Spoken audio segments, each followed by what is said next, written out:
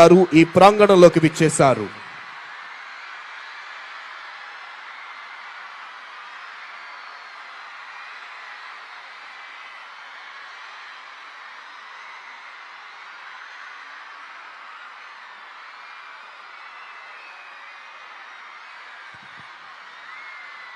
మరికొద్ది క్షణాల్లో గౌరవనీయులైన ఆంధ్రప్రదేశ్ రాష్ట్ర ముఖ్యమంత్రి వర్యులు శ్రీ నారా చంద్రబాబు నాయుడు గారు ఈ ప్రాంగణంలోకి రానున్నారు. Within a short while, Honorable Chief Minister of Andhra Pradesh, Sri Nara Chandrababu Naidu Garu, will arrive at this premises.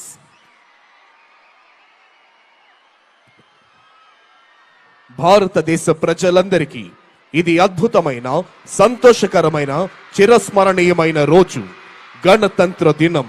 ఈ మాట వింటేనే పరపాలనా సంకెళ్లు తెంచుకొని మనల్ని మనమే పాలించుకునే ఆత్మగౌరవాన్ని సంపాదించుకున్న అద్వితీయ క్షణాలు గుర్తుకొస్తాయి.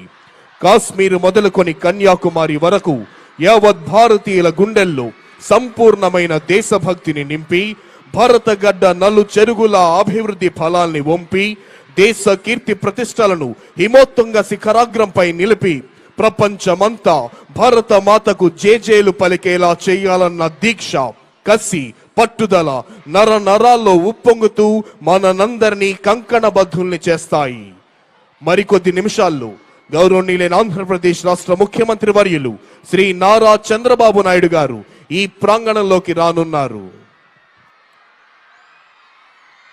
On this Republic Day, let us also express our gratitude to the armed forces, police, and every individual who works tirelessly to ensure the safety and well-being of our country. Their sacrifices are the bedrock of our freedom and security. Let us remember the words of Mahatma Gandhi.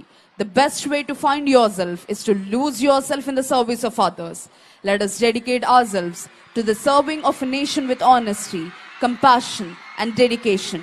Together, let us build an India that stands as a beacon of hope, peace, and prosperity for the entire world.